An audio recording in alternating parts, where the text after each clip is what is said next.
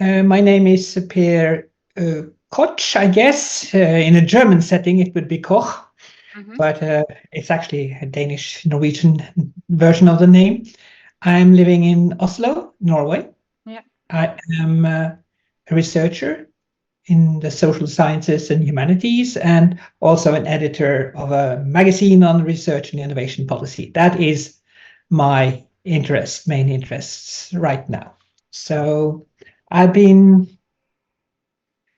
knowing Stasha for, I guess it's a year now or so. Yeah, we contacted each other on Twitter, and I learned to know about her problems and challenges in the Kakuma refugee camp, and decided, like you, I guess, to see if I could do something about it. So right now I'm running the fundraiser crowdfunding system that Stasha is using for her LGBTQ friends in the camp. And I coordinate some of that work with Stasha. And Stasha, just for clarity for my audience, is the same person as Nakafeero Swabulah, right? Because she was on the stream a couple of times, and some people will know her, but under that name then. Yeah.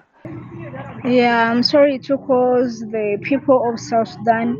I have failed maybe to connect with them because of the poor network and so on. Yeah, I have been calling them, though the phones are off and they are not available on WhatsApp. I see. So is it. Nakafeero, can you tell us a little bit about that situation, like the people moving from Kakuma to South Sudan, why that's happening, what perspectives they are seeking in South Sudan, and what they are finding there? This was because the UN SARA are no longer working on LGBTQ refugees in Kenya Kakuma refugees camp, not giving us enough food to eat. This forced some of the LGBTQ refugees to go to South Sudan, where they think they can be evacuated to the third country. Recently, it was maybe last year, some of the LGBTQ refugees, they left Kenya Kakuma refugees camp to South Sudan. Maybe they were like 10 LGBTQ refugees who left to South Sudan. By the end of last year, they were evacuated to USA, and this forced people to believe that even them, when they go there, maybe the place will be safe and they can get resettlement as soon as possible. Because the Kenya refugees camp right now, it is too homophobic, and the people are slaughtering LGBTQ refugees like goats. This forced some of us to move to South Sudan, and right now as I'm talking, most of the fences are down. People went to South Sudan to seek for resettlement or to be evacuated to the third country. Though, even there in South Sudan, the situation is not really good at all, whereby most of the people, they are sleeping outside with no provided shelters where to sleep, no water to use, no foodstuffs. They only provide them some little money for only 2 months. But even that money, it can't even take them for like 1 month. Since South Sudan is too homophobic to LGBTQ refugees, and even if the community members found any LGBTQ refugees out, they can just slaughter you like a goat. So the UN of South Sudan, they kept LGBTQ refugees in a small area so that they can be worked up from there with no foodstuffs and everything. They only sleep outside. The situation is really very bad, my dear friend. Yeah, I see. And I've also searched a bit on the internet about the situation for queer people in South Sudan, particularly, where actually the situation seems much worse than it is in Kenya, right? So I'm finding here that there's like a 10-year sentence against carnal intercourse against the order of nature, how they call it, which is like homosexual sex, and also like something against any male person, it says here, who dresses or is attired in the fashion of a woman. That's also punished. That's punished with up to 3 months imprisonment and a possible fine. And then in 2022, there was reports from the US Department of State that security forces routinely harass, sometimes arrest, detain, beat, and torture LGBT persons, including at least one extrajudicial killing. So even compared to the horrible situation in the Kakuma camp, that seems like an even deadlier setting to move into. Yeah. And so you are still maintaining contact with the people there, Nakafeero, and they have told you what you have just told us then, I suppose. And so what are they doing now? Is there any like plans of getting back to Kakuma now, or are they just stranded there and cannot go back? Right now, as I'm talking, they can't come back to Kenya Kakuma refugees camp because once you move to the Kenya Kakuma refugees camp, no returning back over there. So right now they're in South Sudan where we all think that will be worked on and we shall be evacuated to the third country. So we still need more prayers and a lot of support or any help because the situation is not really very good. There is a lot of discrimination and homophobic, and maybe the country is too homophobic to LGBTQ refugees over South Sudan. So I'm sad that the connection maybe was bad, maybe the network that they are not on, maybe because of the internet connection, I don't know. But I think in the next time we shall have them here and they can talk more about the situation over there and so on. Okay, yeah, that would be good. And then about the situation in Kakuma right now, can you tell me something about how that has developed in the recent months since we last spoke? Since most of the LGBTQ refugees, like Bloc 13 members and so on, they evacuated to South Sudan, so the security is very, very small.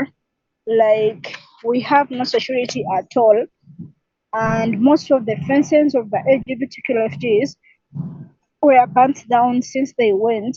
The homophobic people stole each and everything. So right now the security is very small, and really we have need of security. No more sleeping. We just sleep like outside in our shelters so that we can gather tomorrow together and we give ourselves enough security. But the situation is not really good at all. As a result, that even the food stamps were decreased from the UN SARA. They just give us small food. It can't even take us for 1 week. So the situation is too bad, my dear friend. Yeah. So I've also heard that one of your friends got arrested recently. Is he now out of prison? Like, and if not, what is needed to get him out of prison? Right now, he hasn't been out of the prison because I have managed to advocate on some social medias looking for some donors who can help us to give us some money so that I can get him out. Though I have failed to get any, has our fundraiser history these days, and I'm fairing my work to get support to my queer refugees. Yeah, as I have been up and down with some little kids who are sick. Yeah, and the police, like the department of the police, when I went there, they told me that they need some money so that they can get that person out of the prison. I have now pinned the fundraiser to the stream again, to the chat, so everyone who's watching can go on there. They can look at the recent things that have been done, like solar panels, stuff like that, the fence being built, and all of that is documented there. And yeah, it is managed by both Nakafeero and Per Koch. And so if you have any questions, the people in chat to either one of them about that fundraiser or about anything else, you can ask those questions. I also read that, yeah, and you also said that the Kakuma authorities, the UNHCR, they are not admitting any new queer refugees. Can you tell us about how they like what reasons they give for that? Why are they not doing that anymore? How are they justifying this? On my thinking, I think that the UN Sarah, they do not have enough funds, maybe to fund people, or I can say that since they wanted to close the camp last year and they failed, I think that they are getting over of the funds to fund everyone in the camp. So that is why maybe the camp have a lot of people and they can't fund everyone, or being supportive to everyone, to each and everyone. Or I think right now the UN Sarah doesn't have donors to fund them, or I think they are just homophobic to LGBTQ refugees. And how is the food situation at the moment? When I talk about the food situation, right now we really don't have food like to eat. We had some little to eat for today, though I received some little funds from our friend Pa. Though I had recently a child who was suffering maybe from the hair drop. So I used some of that money to take the child to the hospital, and I just bought a little food so that we can eat for some few days. But we are out of food stuffs, sanitaries, and even medication. I see. And also Easter is coming up, right? You probably want to do some celebrations then for, Yeah. yeah. And Hi. that's also how funds could be used potentially if they come in. I can also show it on screen right now so that you get an impression of what's already being done.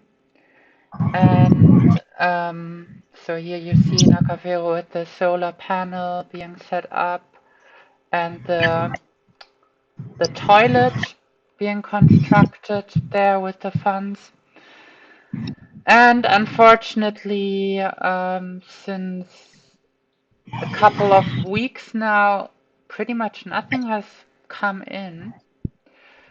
So it's very much needed that new donations come in for the for the improvement of the situation to continue or even to sustain the level it's on right now. Per, do you want to add anything to what Nakafeero has said so far? Maybe people would be interested in knowing a little bit about how the donations they've given so far, have had an effect on the quality of life in the camp, especially the fence. What really impressed me was the fact that we got a lot of donations to putting up a solid metal fence around their encampment. So I wonder, maybe Nakafeero, if you could say a little bit about how that has turned out. Before we had a fence, we were being discriminated and attacked by the homophobic people who used to rape most of the Recipients, stealing our properties, and so on.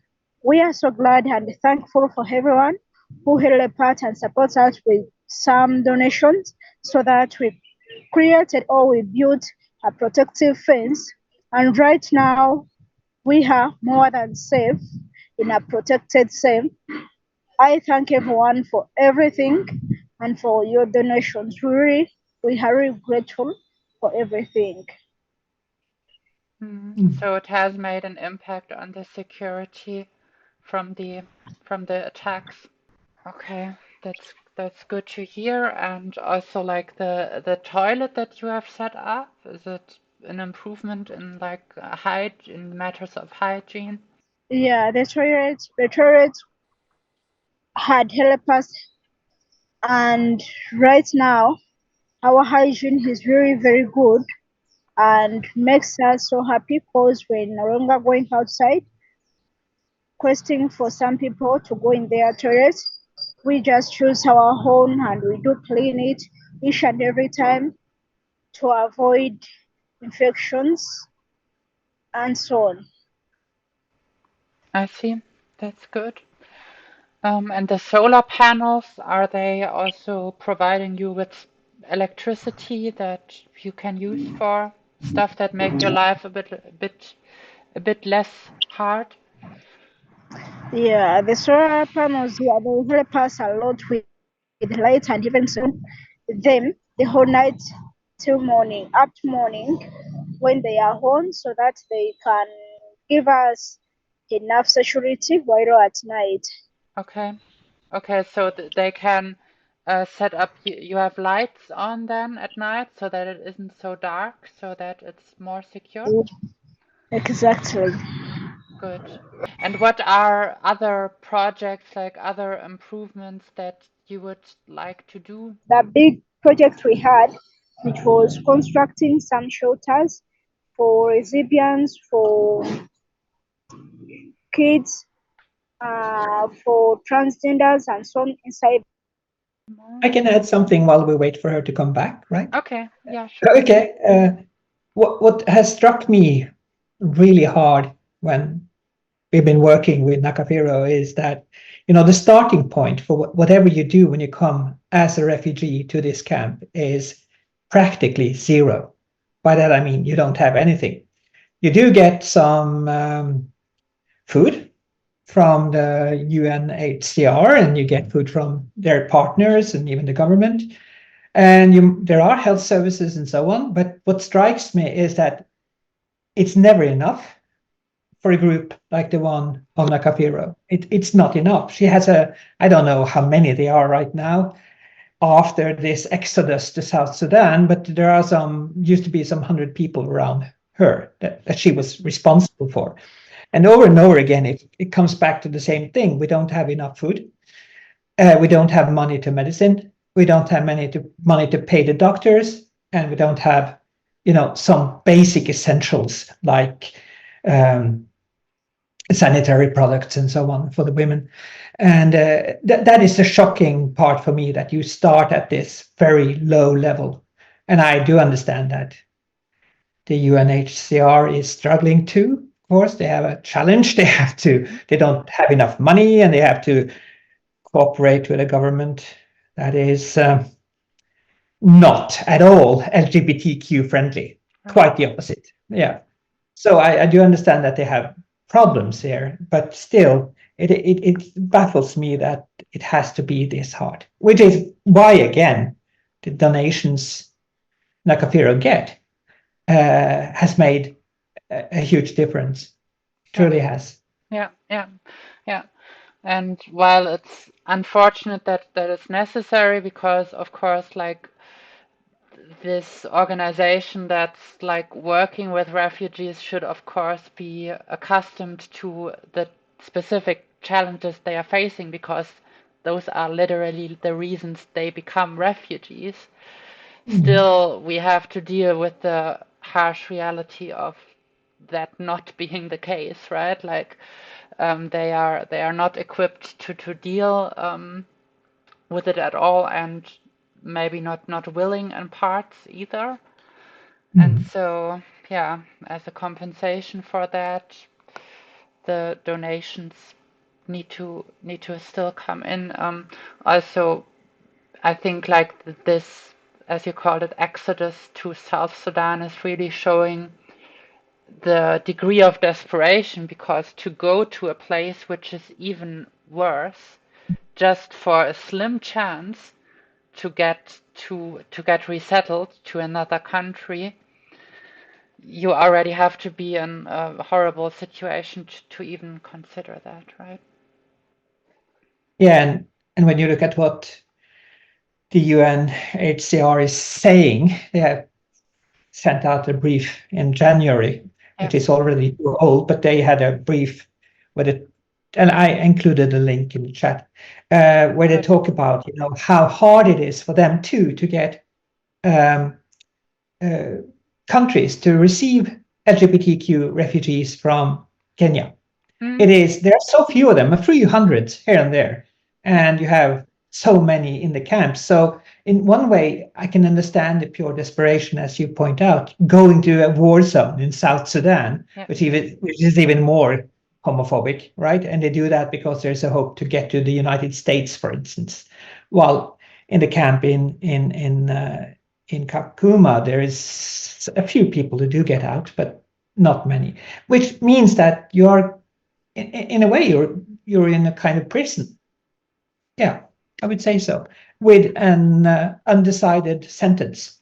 You don't know for how long you need to be there, which is why I think just doing something to help them have a better life, even within the camp, while we're working to get them out, is important. Exactly. Yeah, definitely. And yeah, the global situation, of course, for refugees is quite bad generally, right? That's also, I think, a part of why the resettlements are not really taking place, is because of all the anti-refugee sentiments being served by European and American governments right now, right? Because they are not definitely not keen of bringing refugees in. They are more keen on like keeping them out at their borders, so they are not going to make an effort to get some people in who don't even have a way to get in by themselves, right? So that's, I think, a quite cynical situation, of course, where they are not at all like abiding by their declared ideals, but as the same as with the current situation in the camp, that's just the realities that we are set in and have to deal with in a way. Yeah.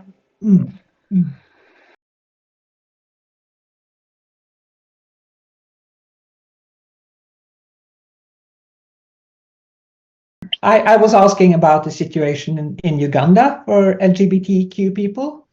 Nakafeero said that she hadn't heard anything new from Uganda lately. Then we talked about, to what extent there is a general situation in many African countries where the governments are stimulated by, for instance, right-wing extremists from the United States to become even more aggressive against queer and trans people. So in one way, Nakafeero and her friends are also victims of a more global culture war against queer and trans people, which is a huge tragedy as I see it, because it's another sign of what you can call Western colonialism, aimed to turn African governments into a kind of tools for, really, really bigoted people. Yeah. Yeah, right. And I also think it's like something that's very practical if you have some economic interests that you don't want people's outrage to be directed at, right? Because the exploitation of resources in African countries is of course going strong as ever. And if you manage to get people's anger directed away from all of that, all of the um, economic underdevelopment that is being supported by the West and perpetuated by saying, oh, look at these queer people, they are your real enemies, then of course that could be quite useful in a very villainous kind of way of thinking. Nakafeero, how many people now of the people in your group are still left there? Like, what's the percentage? How many people have gone to South Sudan? How many are still left? In my group, since the program of South Sudan it was working around the old camp and the Lomas, I collected, or I got some money of mine, and I got like 20 queer LGBT people from my group, and I managed to fund them to go to South Sudan to see whether the situation will be good over there. If they say that the situation is good over there, we too we shall evacuate, or we shall pack our staffs to South Sudan to see that we can be evacuated to the safe countries. Though the news I'm getting over there, the situation haven't been good at all. So I'm just praying and requesting for the support so that I can fund them each and every day, getting them what to eat, sanitary products and everything.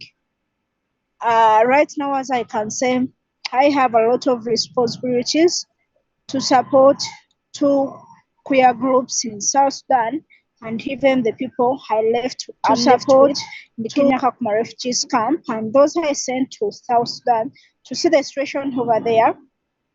I think next time they will be able to connect with us, and we shall talk with them about the situation over South Sudan, and we'll be able to hear from them.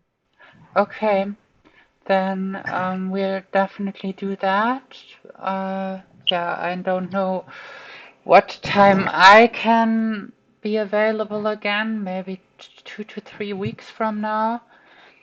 And for now, I would say maybe we can end the conversation at this point.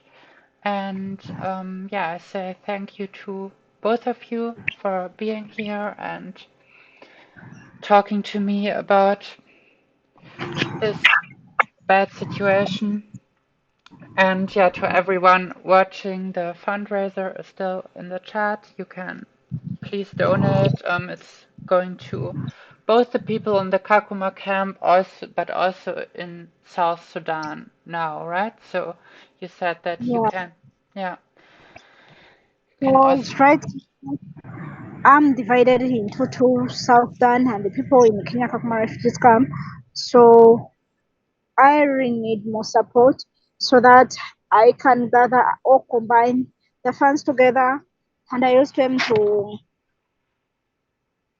help or to support both our queer friends in South Sudan and those I'm left with, kids, some lesbians, transgenders, and non-binaries. Those who went there like 20 to 30. Yeah, everything is so expensive in South Sudan, starting from soap, water to use, materials, blankets, pampers, pads. I'm kindly requesting for support Anyone who can help us with anything to use, please. We really need your help. Our fundraiser has spent almost 3 to 2 weeks without any single coin, and those weeks are really very challenging to me as an Akuya and a human defender advocating for LGBTQ refugees. I get hard time whenever I try and I fail, though I know even our donors, sometimes they fail, sometimes they get. So I'm kindly requesting for help, and I know God will help each and everyone so that they can get, and they give us the small they get to, so that we can survive in this horrible situation. I really kindly requesting for help, and Christmas, I mean Easter. Yeah, I really requesting for your support so that we can even celebrate our Easter, which is maybe by next week. Yeah. And since we are in Ramadan, I'm passing through hard time to get stuff to cook for our Muslim queer LGBT friends in the Kenya Kakuma Refugees Camp, buying them passion fruits, rice, charcoal, and so on. So our situation is really bad. Yeah. Okay, yeah. And I will be cutting this into a segment for YouTube as well, uploading it within the next few days. I think till Wednesday I should be able to finish that. And yes, then thanks once more to both of you and have a good day. Bye bye. Thank you, Bye. Juliana. Thank